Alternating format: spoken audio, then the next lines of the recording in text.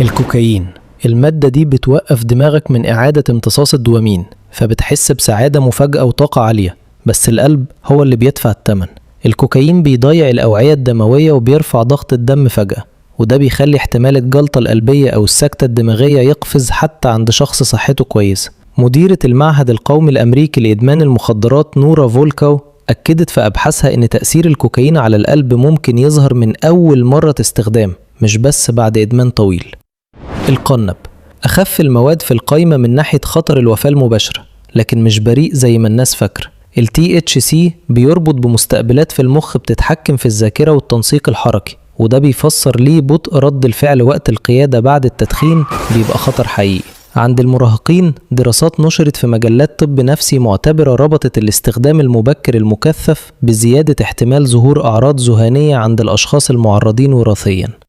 الكحول، وهو المادة اللي غالبا مش بنحسبها مخدر أصلا، بس هو مثبط للجهاز العصبي المركزي، وبجرعة عالية بيقفل المنطقة في جذع المخ اللي بتتحكم في التنفس. منظمة الصحة العالمية بتوثق كل سنة أكتر من 2,000,000 وفاة مرتبطة بالكحول حول العالم، أكتر من أي مادة تانية في القايمة دي مجتمعة تقريبا. النيكوتين هو نادرا ما بيقتلك في اللحظة، لكنه بيقتلك ببطء عن طريق الإدمان اللي بيربطك بباقي المواد المصاحبة ليه في السجاير زي الأطران والمواد المسرطنة. النيكوتين نفسه بيرفع ضغط الدم ومعدل ضربات القلب، وبيعيد تشكيل مستقبلات الدوبامين بشكل بيخلي الإقلاع من أصعب حاجات ممكن يمر بيها إنسان.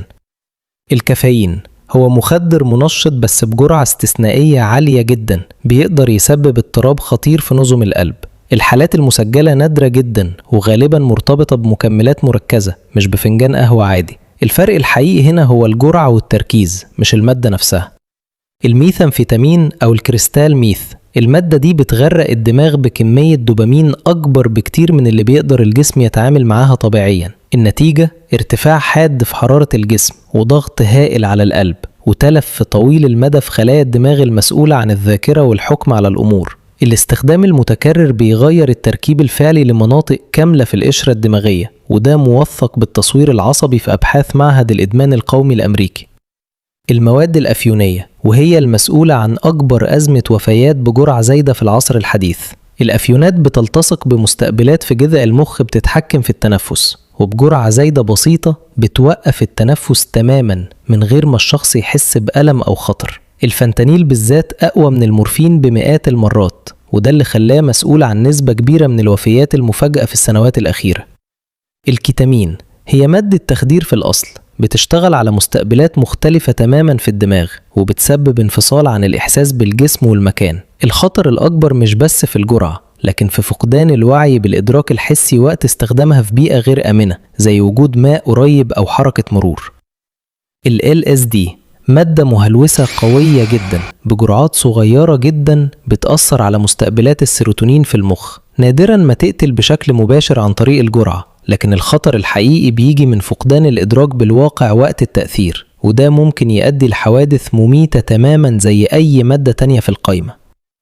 ال MDMA بتفرغ السيروتونين في المخ دفعة واحدة، وده بيديك حالة نشوة وقرب عاطفي شديد، بس بعد كده مستويات السيروتونين بتنهار لأيام، وده اللي بيفسر حالة الاكتئاب اللي بتيجي غالبا بعدها. الخطر الأخطر جسديا هو ارتفاع حرارة الجسم الحاد، خصوصا في بيئات مزدحمة وحارة زي الحفلات، وده سبب وفاة موثق في عشرات الحالات كل سنة.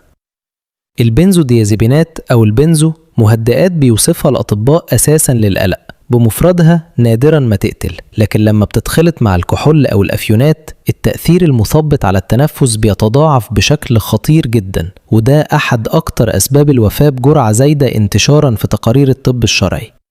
وأخيرا السيلوسايبين، المادة الفعالة في الفطر المهلوس، من أقل المواد في القايمة خطورة جسدية مباشرة، وباحثون في جامعة جونز هوبكنز نشروا دراسات موثقة بتوضح تأثيره المحتمل في حالات مقاومة العلاج للاكتئاب تحت إشراف طبي دقيق. لكن خارج البيئة الطبية المظبوطة الخطر بيجي من فقدان الحكم على الواقع في أماكن غير آمنة.